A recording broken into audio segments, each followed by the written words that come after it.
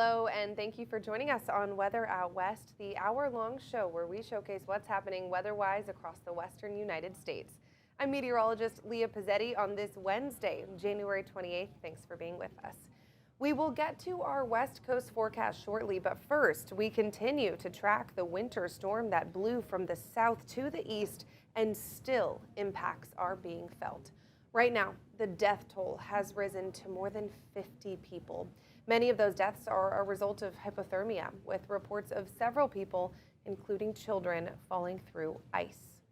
Meanwhile, one of the biggest impacts has been that ice, and that frigid blast continues to wreak havoc on the roads. Many still slick with ice. Air travel is still a headache as well. Flight cancellations rose sharply on Tuesday, causing headaches for travelers. I missed my dad's wake tonight, so that's not going to count for anything. Just stuck in the airport. I feel like they don't care about any of these people in line. They all walk out with the same outcome of nothing. They don't find their luggage. They don't find anything. There's no reimbursements. Like I said, I paid $1,000 yesterday. They have to go on something, refund.com. They don't help. No reason. My ticket was non-refundable because I booked last minute. Well, I booked last minute because my dad died. Oh, definitely a hard situation there. American Airlines passengers out of Phoenix are feeling the impacts. FlightAware reports roughly 100 American inbound and outbound flights were canceled Tuesday at Phoenix Sky Harbor Airport. Officials at American Airlines say the major storm had severe impacts on 5 of its hubs, making it difficult to get back on schedule. Passengers are advised to keep a close watch on their apps to get the most up-to-date flight information. In New York City, ferry service was suspended due to icy conditions, a disruption likely to last several days. Crews will be monitoring the conditions in the waterway and getting ready to resume operations as soon as it is safe. Electrical outages are also lingering, with nearly 400,000 people still without power. Tennessee and Mississippi are seeing the greatest impacts. This is new video out of Mississippi. Check this out, where crews work to get from the sky and the ground to repair power lines down by ice. More than 100,000 customers there are still without power in that state. Ivan Rodriguez tells us more on those recovery efforts. The bitter cold temperatures are continuing in Nashville, creating yet another hurdle for crews working to restore power. More than 100,000 customers still don't have power, and officials with the city's power company say it could take several days. The most significant infrastructure damage was across a swath of the South, where ice made roads slick, snapped tree limbs, and weighed down power lines. Northern Mississippi and Nashville, Tennessee in particular, are looking at prolonged recovery periods. It is a historic ice storm, and so this is the largest single outage in NES history. We do not have these kinds of weather events all the time. Nashville Electric Services says at its peak, 230,000 customers were without power. Although crews are working long hours to restore electricity, Brent Baker says they are facing many challenges. We see trees in our way to get to where we need to go, and then once we get there, we have trees tangled in all of the mess. It's just a significant tree event that is causing a lot of complexity to get things done. In Mississippi, officials say it's a similar struggle. Our biggest focus is the northern portions of the state that have been hit so hard and still dealing with the lingering effects of this cold weather. My fear is that this ice event will be larger than that one in '94. My hope is that our restoration efforts and abilities have increased fourfold, but this will be an extended recovery. After the state's historic ice storm in 1994, it took 23 days to fully restore power. The governor of Mississippi has deployed 500 National Guardsmen to help with debris cleanup and also traffic control. At least 25 storm-related and also cold-related deaths have been reported in several states, including Mississippi and also in Tennessee. The main cause of death has been hypothermia. In Nashville, I'm Ivan Rodriguez. Thank you, Ivan. That lack of power and heat is already starting to take a toll. Hunter Hoagland introduces us to a Tennessee family sleeping in their car to survive. When Dylan McCann pulled into their Nolensville apartment after a week away, they expected snow, but not this. We opened up the door, straight water, flood everywhere. Both of my bathrooms are totally destroyed. My apartment ain't the only one. The apartment next to us, too, also filled with water. Burst pipes, raw sewage, pitch dark rooms frozen solid. Dylan, his wife, and their 7 children lost everything. Power, food, even their clothes. I didn't think it was going to be this long. I thought it was going to be like a couple of hours or maybe even a day. Instead, days have turned into desperation. With no heat and no dry space to sleep, the family now spending their nights huddled inside their car, driving from one gas station to the other, just trying to stay warm. It's just super bad to the point that now we just riding around in a car trying to keep warm. Between gas money and a newborn baby to feed, Dylan and his wife are using what little income they earn driving for rideshare apps just to get through the day. Even starting a GoFundMe with the hopes of making it through. I've been praying to God of, can we get any help? It's just stressful on me right now because I'm the man of the family and I got to make sure the wife and the kids straight. Hoping it all works out for them. Let's take a look over Seattle on this Wednesday. You can see clouds are in place. We are going to have a look at our West Coast forecast in just a bit. This is a look from Pittsburgh. You can see there is still snow and ice there. Looks like people are driving okay on the roads, but we will continue to monitor the cleanup around the region as we continue to thaw up from that storm.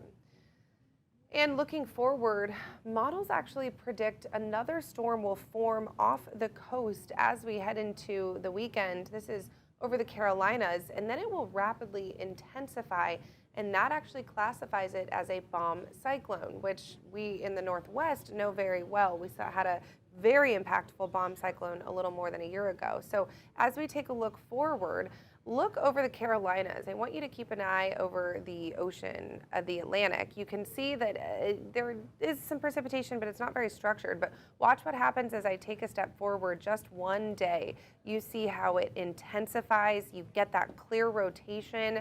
That is the reason that we would classify this as bombogenesis, is it will grow in strength, it drops in pressure, and that is what classifies that as that. So that is another storm that will be arriving this weekend, so we will continue to keep an eye on that. And of course, this comes as so many communities are still trying to thaw out before that potential next wave. In fact, sidewalk enforcement to keep walkways clear started this week across all 8 wards in Washington, D.C. Officials say they're taking this seriously because of the refreezing that's making it very dangerous for pedestrians. Rafael Sanchez Cruz from our sister station in D.C. reports. Coach Charlie says that as a native Washingtonian, he knows better than to walk on icy sidewalks. The sidewalks are not cleared, so folks are not even getting out and doing their job. Under DC code, this should have been done 8 hours after the storm ended. They are way overdue at this point. Kiana Jones with DC's Department of Public Works is making sure pedestrians aren't forced to walk on the street. If anyone wants to walk the sidewalk, they're going to slide and hurt themselves. This is just a sheet of ice, as you can see. Jones is part of the DPW crews conducting sidewalk enforcement across all 8 wards. Right now, they're focused on businesses. There aren't many businesses that are open. But there are still rules to follow. Jones says sidewalks need to be clear up to the curb. We were just speaking of how well that you shoveled the walkway. This man followed the rules and was commended for it. I want to say thank you. His neighbor, on the other hand, there has been no collection of the snow and the ice. No one was at the business that got hit with the $150 fine. Jones says she gives business owners some grace. They're saying, I had a hard time getting out because of where I reside, or, the snow had become so hard, or the people that I usually have to help, they weren't able to come and help. They might get off with a warning. Residential enforcement hasn't started just yet. With a lot of residents, they are still in the process of digging them out. Let's go now to our West Coast forecasts. In the Pacific Northwest, it's nowhere near as extreme as what we're seeing in the South and along the East Coast, but we are getting our own taste of snow. Light snow and freezing rain will quickly slice through the inland Northwest in this morning. That's actually prompted winter weather advisories for eastern Washington and northern Idaho as well. Thomas Patrick has the details from Spokane. I'm meteorologist Thomas Patrick in Spokane, Washington. A pretty hectic morning with just a quick little wave of winter weather that passed through. Mostly snow and a fresh dusting of such. For others, a little bit of freezing rain, especially on the Palouse. All that has already passed the region. This was a very quick passing event. And as you take a live look over Riverfront Park, you see the snow-covered sidewalks and streets, but a few plows, a little bit of traffic, and a bit of shoveling, certainly clearing that off actually quite easily. Not a ton of snow fell. I only measured about a quarter inch from our KREM 2 studios, and that snow and ice is done for the rest of the day. It'll be much warmer from here on out, and for those that are like, do I have to shovel that? The answer is no. It actually melts by this afternoon and certainly by tomorrow when temperatures get into the 40s. A bit of rain on top of that to just wash it all away. A couple pictures that we got. First of all, I did take that live picture over downtown Spokane just to make sure to remember kind of the damage done in terms of the snow. Only about a quarter inch of snow, so pretty easily shoveled there. Take you up towards Oroville near the Canadian border. Beautiful mountains in the background. I'm sure the pup there enjoying a bit of fresh snowfall as well. It's been a while. I think it's been literally 3 weeks since the last time it had snowed or precipitated in any fashion in our region. Very quick passing, about 2 or 3 hours worth of snowfall to lay down that quick quarter inch or maybe up to about a half an inch. The original forecast only called for easily less than an inch of snow, though some higher elevations like Lookout Pass in our mountains will end up in that 1 to 3 inch of snow range, which is obviously nice to get some fresh powder for our area mountains and ski resorts. They really, really do want that and need that since we're running so far behind. But it's not a ton, obviously. It was a very minor system overall. Watch as temperatures climb to about 36 or 38 degrees, enough to melt off that quarter inch of snow pretty easily. Even warmer for the Palouse, where it will go up to 42 in Pullman today. This is still pretty close to average, at least for now. But remember, this is just another notch upwards compared to yesterday. I know we had snow in the morning, but our temperature trend continues to just climb and climb. For tomorrow, it's actually all about rain here. That's right. As we get to the overnight and early morning hours on Thursday, this being 9 a.m., this is just quite simply rain for the region. Does not even get cold enough to refreeze any of that moisture. Thursday afternoon will quiet off, a few scattered showers. Look for another batch of rain on Friday as we enter a bit of this warmer and wet weather pattern, especially for the Northwest. Largest signal for above average temperatures. That should put most of the region in the 40s and 50s quite comfortably. So I break out the rain chances graphic. Again, snow for this morning, but actually finished for the day. Tomorrow's our next best chance of rain, especially in the morning. Friday morning also boasts a good chance of rain before a drier weekend ahead. I quickly mentioned on the snowpack, we're only running at about 50 to 60% of our average snowpack for the region. Could use a little bit more than 1 or 2 inches for the mountains. And it actually gets much warmer leading into the weekend. Coming up, we are staying in the Pacific Northwest and we'll travel to Boise to see how that snow is affecting them. Stay with us. Welcome back. The return of active weather is the big story for the Pacific Northwest. After 14 days of no measurable rain in Seattle, Tuesday evening marked the end of the dry spell. It's the second longest January dry streak on record. I'll break down the shower areas that are going to be around the Sound for the rest of the week in just a moment. But first, we go to our friends in Boise, Idaho, where they have issued a first alert weather day for the morning due to snow. Hector Mendoza has more.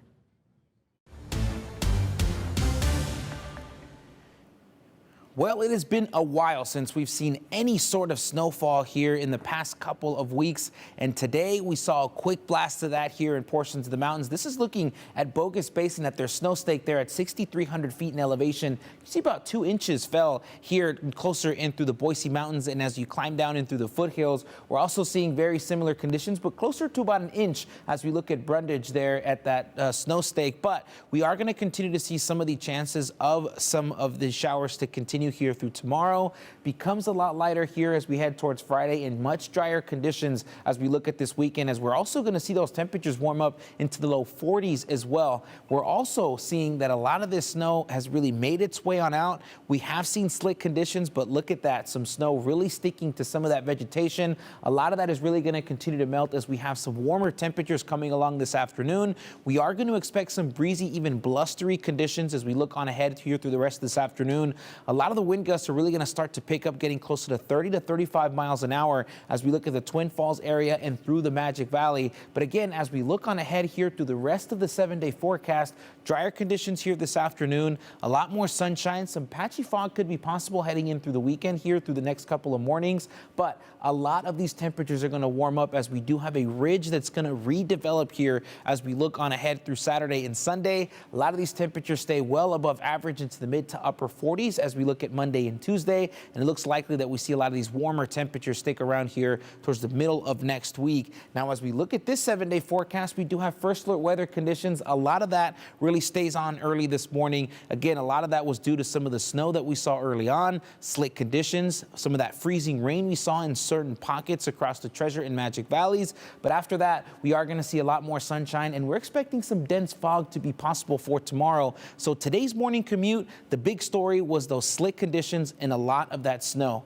For tomorrow, it's going to be visibility that's going to be a problem, as we do have a chance for some dense fog to form here in the Treasure Valley. So that's what we'll focus on here for tomorrow. And then as we look on ahead, it'll just stay pretty patchy here through the next couple of mornings. Temperatures get near the 50s and stick around those upper 40s through Monday and Tuesday. There is a chance we see another shot of some precipitation as we look on ahead towards Monday of next week as we have another disturbance. But again, a lot of dry conditions will continue. And again, a lot of this really stays relatively low in terms of those chances across most of the Treasure Valley. And again, looking here at the Futurecast, right as we've kind of moved on ahead and continued to see a lot of this moisture move its way on out, dry conditions are expected here to continue. This is a look at midnight here for tomorrow. And as we fast forward even just a little bit, we'll see some of those clouds. There is some moisture that could start to make its way through. A lot of it stays scattered, and it's expected to really stick around in portions of the mountains. And as we continue to fast forward, this particular model shows a chance to see some of that precipitation here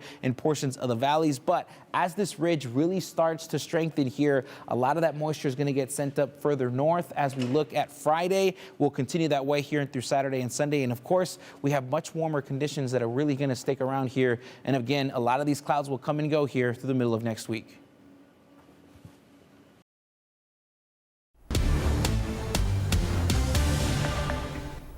Well, the changes have arrived in Washington. Take a look at this on this Wednesday. We are seeing some snow, fresh snow over Mount Rainier, of course, one of our national parks here in Washington. This is a long time coming. My goodness, what a welcome sight this is. Our snowpack has been just hurting the last couple of days. We had our first push for precipitation early in the morning, early Wednesday morning. It brought with it some low-level rain and some of that mountain snow. That first round has pushed off, and we're seeing the next round start to develop, and that's going to be the trend the next couple of days, is rounds of rain moving through. And with that rain, it officially ends our dry spell. Technically, it ended Tuesday evening. So with that precipitation on Tuesday, that marked the end of the dry spell. So 14 days. We saw officially 14 full days of no rain at SeaTac, which is our official gauge. The record for dry spell in January was 15 days. So we came so close to tying that record, but did not prevail because we saw 0.07 of an inch of rain last night on Tuesday evening at SeaTac. So that made it so that little bit of rain at the very end of the day ended that dry spell. It would have been the 15th day. We would have tied that record had we not seen that tiny bit of rain. So as we take a look forward, we are going to see rain continuing. A little bit of snow is still possible, but we're going to increase our snow levels. So Snoqualmie passes our lowest pass, 3,000 feet. We did get a little bit of snow in the morning, but with temperatures warming up to well above freezing into our Wednesday afternoon, that means we're going to say goodbye to snow chances during our daytime hours. Here's a look at Crystal's Snow Stake, one of our mountains and resorts, ski resorts. It looks like we've seen a little less than an inch of snow from this snow stake at Crystal. So same thing, not a ton of snow. I wish we could see more, but at least it's something, because we just went 2 weeks with no rain, no mountain snow. And our snow levels are going to be picking up into the weekend. We did get down to about 3,000 feet with a little bit of snow at Snoqualmie early this morning, but that is going to increase into actually about 6,000 feet into the weekend. So not great news there, but we will keep rain in the forecast for Wednesday, for Thursday, for Friday, little bit of a break on Saturday, and then it does look like we'll bring back some rain chances early into next week. So what we're going to see through the next couple of days, Wednesday through Friday, is different pushes for rain. It's not going to be raining 24/7 all day, every day. We will get some dry breaks in there as well. But as I let this play out, you can see a couple different fronts are moving through, and that will keep a fairly damp pattern is what I'll call it through the end of this week. So for your Wednesday, we're going to see rain moving in time for the afternoon and evening commutes. It's pretty light in nature though, so I don't expect it to have huge impacts aside from the fact that it has been so long since we've seen rain. Our roads could be slick out there, a little bit of oil, grease buildup on the road, so it could be slick. So just keep that in mind for the next day or two before we wet those roads once again. Into our overnight hours tonight, we're actually going to see some heavier rain picking up specifically along the coast. The Olympic Peninsula will see some moderate to potentially heavy rainfall overnight, and we'll continue to see that rain for Puget Sound for your Thursday morning commute. So it'll be a little bit wet out there, and it actually does look like we could see a little more mountain snow. Same thing early tomorrow morning before the sun comes up and before those temperatures rise. Into Thursday afternoon, we'll get a little bit of a dry spell. That's what I mentioned. It's those hit and miss showers. Then into Thursday evening, we'll see another bit of widespread rain. Same thing into Friday, right around noon, another bit of widespread rain, and then we'll dry things out by Friday night, and we get a little bit of a break continuing into Saturday. So actually Friday night should be dry, cloudy, but dry, and then same thing into Saturday. So your Wednesday afternoon, temperatures won't see a big change. We'll stay right around 50 degrees with that light rain that moves back in. Highs for Wednesday will be right around 50 degrees. That's not far off from normal for this time of year, but we will see that changing into the weekend. Look at this, warming up a good amount into Saturday actually. Mid-50s are expected. Our lows over the weekend, don't forget, we're in the teens and 20s. We are looking at lows in the mid-40s, so a massive warm up, especially with our lows, and we'll hold on to those warmer, more comfortable temperatures for our highs as well. After the break, we will round out your weather in the Pacific Northwest with Rod Hill in Portland. Stay with us. After dealing with an unseasonably dry start to the year, showers are back for the Rose City. Meteorologist Rod Hill is tracking how much rain Portland will have for the rest of the week, the rest of Oregon as well. From the Rose City, we have a huge headline. The headline is, we have raindrops. It's been about 2 weeks. And by the way, with the return of clouds and some rain, our low this morning in Portland looks like it's going to hold in the upper 30s, also ending what was a 10-day run of freezing temperatures. So something we don't do a whole lot. Anyway, you can see the moisture machine. It's fired up. None of this is strong. In fact, it started to rain occasionally, or showery weather, last evening in Portland, mainly in the 6 o'clock hour. We've had less than 1/10 of an inch of rain since then. We're only going to get probably less than 1/10 of an inch of rain during the day today. But right back here's the potential for some more of a steady, heavier rain push coming in late evening, overnight tonight. So here's the way Futurecast shows it. This is 1 o'clock today. So noon, 1 o'clock, rain picks up a little bit, pushes through. Here's that push of rain coming in late evening in the 10 o'clock hour. And I think it's going to be raining much of the night. And maybe we get a quarter, 3/10, even 4/10 of an inch of rain out of that. Weather models show moving forward, all total, between this morning and Friday at 5 p.m. Amounts reach an inch at the coast and at least get up to a half of an inch of rain or more on average up and down I-5. Now, we've been watching the mountain. Hasn't been a lot. Timberline's been in the upper 20s this morning, but so far only reporting 1 inch. So not much of anything new. As you can see, some folks already gathering to begin their day of skiing and boarding up on the hill. The snow level will be near 4,000 to 4,500 feet overnight tonight. So fingers crossed, there could be 6 inches of snow reported at both Meadows and Timberline going into Thursday morning. Let's hope, let's hope, let's hope. All right, again, that snowpack is below 30% normal for this time of the year. We need it.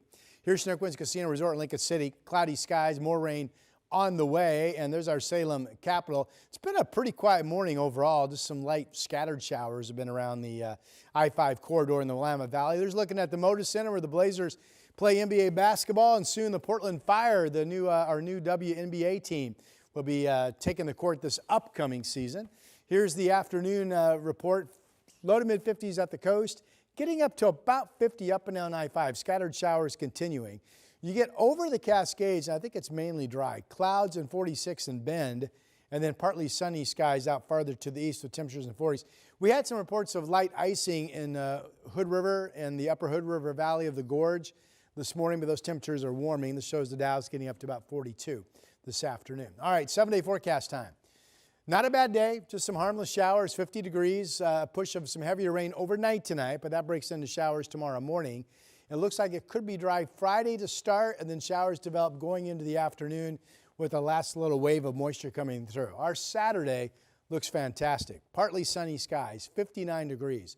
One more individual front coming in on Sunday will give us some rain. And then after that, believe it or not, we could go on another dry run. Monday, Tuesday seen here, also potentially dry Wednesday and Thursday of next week.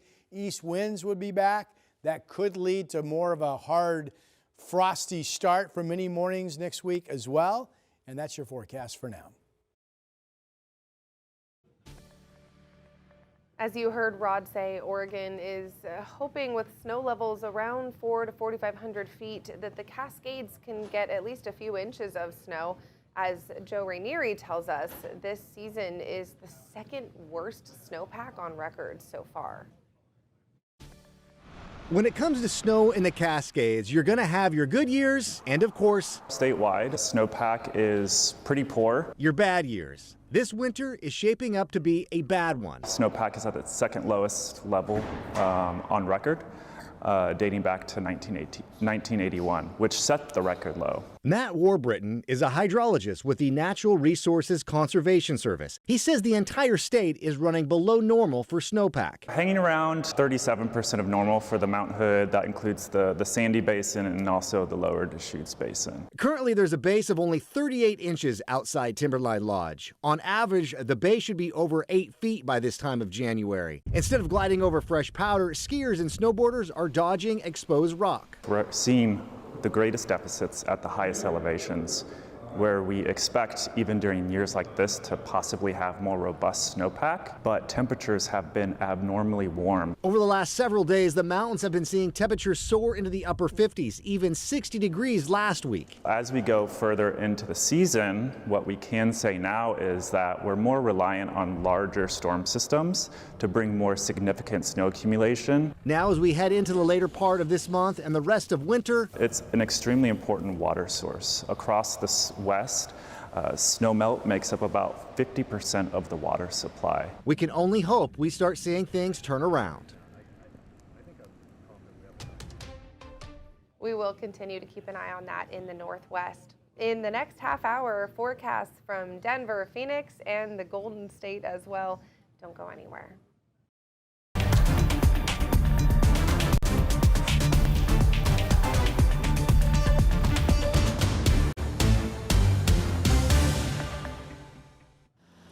Cleanup is underway in southeast Alabama after an EF2 tornado hit the city of Geneva on Sunday.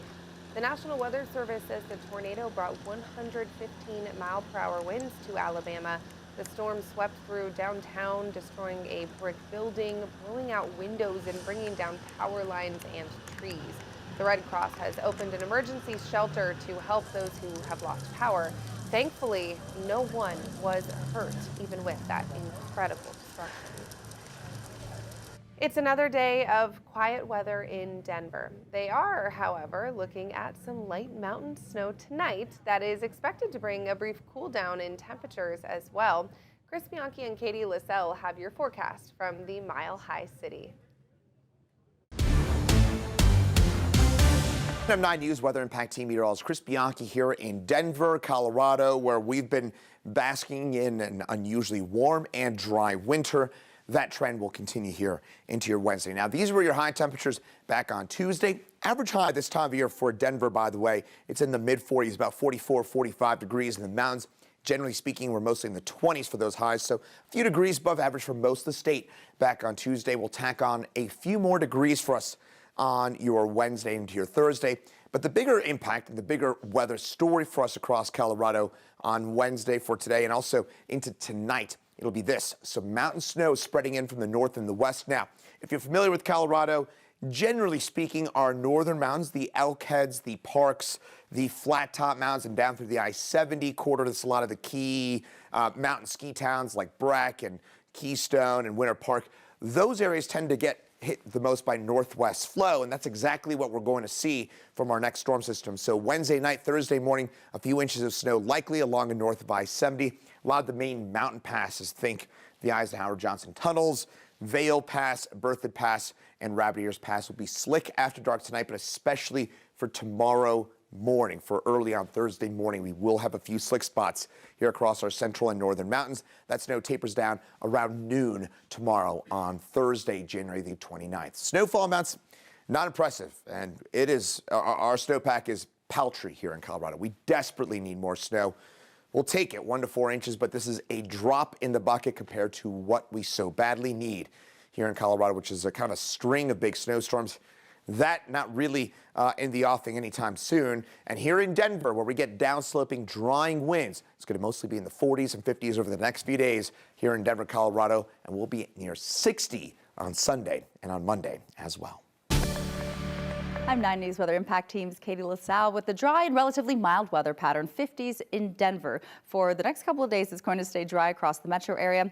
We're focusing in on the mountains because that's our next best chance for picking up some snow. But a beautiful shot of Copper Mountain this Wednesday as skiers and boarders are out and about. It's been not quite as cold over the past couple of mornings, but as we track cold air, the Northeast, the Great Lakes region, another Arctic air blast set to impact millions across the country, especially down south. As we get into later on this weekend, this will really take shape and cause some near record-setting lows and highs. But across the West Coast and here in Colorado, our next ridge of high pressure building in, relatively warm and dry. So the state of Colorado not really feeling the impacts of that. We do have a weak system rolling in for today and colder air over the northeastern plains as we round out the week. But there's that high making its way into the West Coast and for the state as we get into the weekend above seasonal normal temperatures.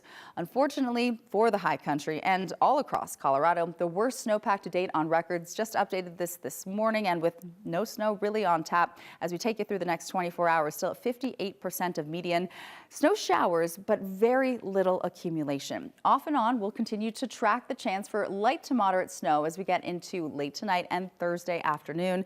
It really won't amount to much. Most of our ski areas will see less than an inch and no winter weather advisories in effect. 3-day snowfall forecast, Eldora at 2, but Copper Mountain, Breckenridge, Loveland ski area, Vail, less than an inch expected. Could see a light dusting up over Longs Peak, but we'll continue to watch this and keep you posted on if Denver sees any precipitation. Next best chance, it looks like, will be next Tuesday. Well, conditions are staying warm this week in Arizona as well. Let's go now to meteorologist Ginger Jeffries with the forecast from Phoenix. I'm meteorologist Ginger Jeffries with a look at your weather out west across Arizona, where, folks, we are the envy of the nation. High pressure giving us, well, very dry conditions. Be on the lookout for those clouds. They continue to move in overnight, but I think the big weather story to tell you, it is going to continue to warm into the weekend, and I don't think we're stopping in the 70s. No, more on that in just a minute. Let's take a look across Arizona on this Wednesday. We've got temperatures like 51 in Flagstaff, 63 in Globe, 71 71 under mostly cloudy skies in Tucson, 74 today in Yuma, 73 in Parker, about 62 in Kingman, 60 in Prescott, and our official high in Phoenix, 75 degrees. Note the numbers, though. We continue to trend up through Friday with days where we're getting a little bit of cloud cover. We're getting some clearing. It's those overnight conditions that those clouds really trap in the thermal energy. So the evenings are nights, the mornings are mild, but then in the afternoon, okay, are we going to snap any records? Take a look. It looks like the warmest days of the week are going to be tomorrow through Sunday, where, yep, I had to throw an 80 out there, but look at this, the record's 86. So even though we're above the normal range, we're just not going to meet or even beat any records with temperatures staying under 82 degrees. So again, high pressure building in. That means this jet stream is well to the north of us. We've got some rain, we've got some snow, we've got some very active weather, but as you can see, it's going to carry this ridge to the Pacific Northwest, right on over the Four Corners, and then drop down into the nation's midsection, allowing us to continue on this little warming pattern that is going to carry us into the early part of next week. In fact, I think high pressure is going to be in place for about 7 to 10 days, keeping us on the dry side. No fresh snow and no normal numbers. We are going to be riding above that. So what's normal? You might be asking yourself. 63 or 69, I should say. That is our normal range. Instead, we're going to be at about 75 degrees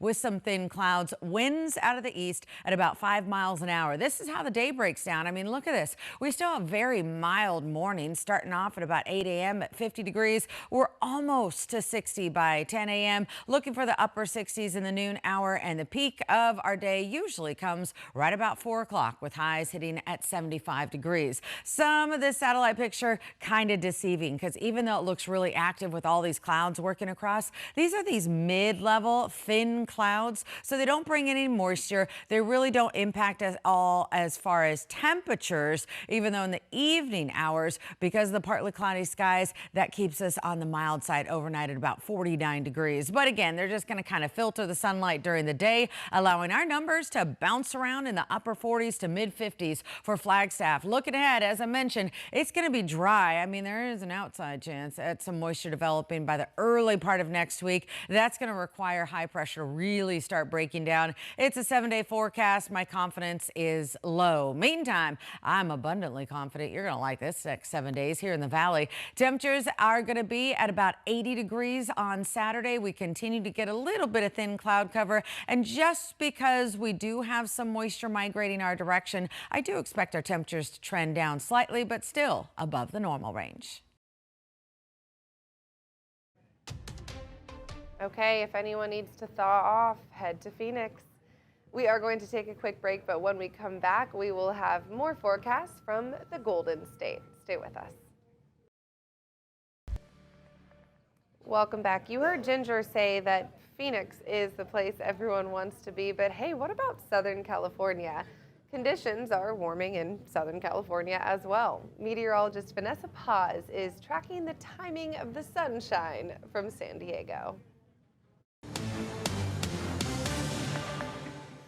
Happy Wednesday from San Diego, California. I'm CBS 8 meteorologist Vanessa Paz. All right, if you haven't heard by now, well, much of the country is under these dangerously cold conditions. Southern California, here in San Diego, we tend to be one of the warmest spots in comparison, us, LA, as well as parts of southern Florida. And it's all due to a ridge of high pressure, and we'll kind of explain why that's all happening and some of the changes that we're expecting here locally in a moment. I do want to give some love to our CBS 8 viewers. This picture is from Barry Altman. He submitted this last night. Gorgeous sunset out in Coronado yesterday, and you can see all those stunning colors. We also had a gorgeous sunrise, but now that the sun is fully rising as we continue our morning, we're actually just now seeing some gloomy conditions out there. Here are the headlines as we kick off the second half of the work week. Today for San Diego, we'll have a mix of sun and clouds. It will overall be pleasant. Tomorrow we'll have anywhere between a 5 to 10 degree jump in daytime highs. And then as we wrap up the work week, we were talking about a mild Santa Ana wind event That paired with a ridge of high pressure is going to bring us warm temperatures. I mean, these numbers are going to be extremely warmer than where we should be for this time of year. And it's going to be so warm that we have the potential of breaking some daily max records. So here's today's forecast highs. We're looking at mostly mid to low 70s across the inland valley floors. We'll climb into the 60s for the coastal and beach neighborhoods. As we move a little more north, those neighborhoods that hug the 15 corridor stretching from Fallbrook all the way down to Rancho Bernardo, as well as Poway, will climb into the mid 70s. And then for the coastal areas, we'll be in the high 60s, and that's actually close to where we should be for this time of year. So the coastal areas, not too much of a spread from our 30-year average. For the mountain areas, we'll be in the high 50s out in Mount Laguna. Downtown Julian will reach a high of 66 degrees later on today, and we'll be touching into the mid 70s for our desert communities. So we have weak onshore flow. The storm track, though, is still remaining well to our north in the Pacific Northwest. They're getting hit with a lot of rain. We are getting hit with dry conditions, again, with that cool, moist air filtering in along with those clouds. That's going to be nudged out of the way, though, with this ridge of high pressure arriving tomorrow. We'll have a warm end to the week, and as I mentioned, 10 to 15 degrees above average in terms of our daytime highs.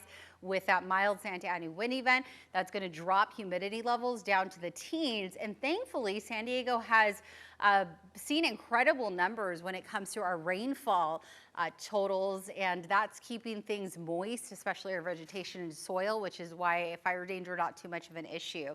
We'll start to see those winds transition out of the east tomorrow, but the strongest winds will peak Friday afternoon around 3, 4 o'clock. Isolated gusts exceeding anywhere between 30 to 40 miles per hour or so. Over the next 7 days, we'll climb into the high 70s on Friday and Saturday. It's what I like to call the San Diego special, incredible beach weather. And then for the inland valleys, take a look at that. We'll go from the mid 70s to the mid 80s by the time we hit Friday. And just as we kick off the start of February on Sunday, temperatures start to cool down. So we'll start February on a cool note despite ending January warm. The mountains and deserts, 60s on tap all the way through Tuesday. A couple of days of the 70s for the deserts, and then we're in the 80s on Friday.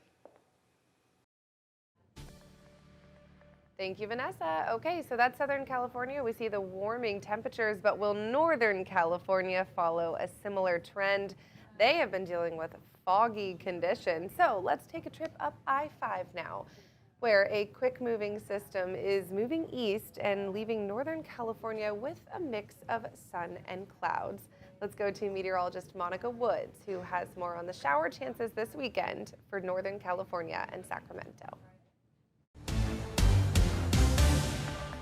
I'm meteorologist Monica Woods, and we're looking at our regional headlines heading into our midweek forecast. Had a quick little system moving through overnight Tuesday into Wednesday, and now on the back edge of this, we're going to see some strong rip currents for the coast, as well as sneaker waves. We'll talk about some of the watches and warnings that are out for that. For the valley, a mix of sun and clouds with some fog. For the foothills, warming. And then for the Sierra, our snow is going to be ending. So we have a beach hazard statement in effect for the north end of the Bay Area, including San Francisco, all the way south into the Monterey Bay Peninsula. Again, sneaker waves, strong rip currents, so really have to be mindful of some big waves and surf along the coast there as that weather system passes off to the east. A little bit of cloud cover left over for our Wednesday, not much in the way of rain or snow. We clear things out for the evening hours. Some patchy low clouds and fog reforming throughout parts of the valley early Thursday, and we'll see a repeat performance of that into our Friday and Saturday as well. Occasional cloud cover takes us through the day, but for the large majority of the forecast, we're going to be dry. Tracking a weather system due in this weekend. This one looks like it's going to weaken substantially under a ridge of high pressure. It's going to meet up against that pretty strong ridge, and not much moisture is left behind it. So we are mostly left with a dry forecast for our Sunday, although there's just a slight chance we'll see a few light sprinkles overnight Sunday into early Monday. After that, it is all about our high pressure ridge. It is likely warmer into the first full week of February, even into the the second week of February and drier as well. February happens to be our second wettest month of the year. It's okay if we take this pause, but by the middle and end of the month, we really need to turn things around here. Wednesday forecast in the high country for the Tahoe Basin, we're in the 40s. Down the hill, we're in the 50s and 60s. As we move into the central Sierra, again, after the post-frontal system moves through, we'll see highs rebound into the 50s and upper 40s for the mountains. For the valley, we're looking at a mix of sun and clouds and highs in the mid-60s before we see a return to areas of fog into our Thursday. Monterey Bay Peninsula, again, we have that beach hazard statement out for those sneaker waves and strong rip currents. And then as we head towards the central coast, San Luis Obispo up to about 72 degrees for an afternoon high, with inland areas warming into the 60s, including Hollister close to 70. For our Wednesday. Highs will be close to 60 for the Bay Area. Again, that also includes those sneaker waves and strong rip currents there. As we head inland, highs are going to be in the upper 50s. Travel north along the northwest coast, our highs are in the 50s. We're clearing those skies through the north end of the valley with highs in the upper 50s for our midweek outlook. Nice to kind of take a pause from the fog throughout the capital region, including Sacramento at 58 degrees through the northern San Joaquin Valley. Also a mix of sun and clouds, not much in the way of fog until we get deeper into the forecast. I'll look at the short-term forecast. Those snow showers are ending for the Sierra, so we're going to be back to the dry weather for the upcoming weekend. Highs are going to be warming close to 70 by the time we get to our Saturday forecast for the foothills and for the Bay Area. Again, some strong rip as well as sneaker waves developing there. Highs are going to stay in the 60s with that slight chance of showers again coming in on Sunday. But outside of that, this is largely a dry outlook. That seems to be the theme for areas along the southwest. Thank you, Monica. We're going to take one more break, and when we come back, one more big picture check of your West Coast forecast. Before we let you go, let's take one more big picture check of the West Coast forecast, because many of us are feeling different conditions. It depends on where you are. So as you can see, we have that jet stream that has kept the rain in the north, but keeping the southwest on the drier side. This is Wednesday evening, what you're looking at here. We'll continue to see rain moving into the Pacific Northwest while the south stays mostly dry the next couple of days. This gets you into Sunday afternoon and evening. Northern California and northward will see some of that rain, but will stay dry down in the southwest. So pick your poison. If you want to see rain, hang out in the northwest. If you like a little sunshine, head down to the southwest. All right, well, that does it for us here on Weather Out West on this Wednesday, January 28th. I'm meteorologist Leah Pizzetti. Thank you so much for being with us today. We'll see you right back here tomorrow. Have a great day.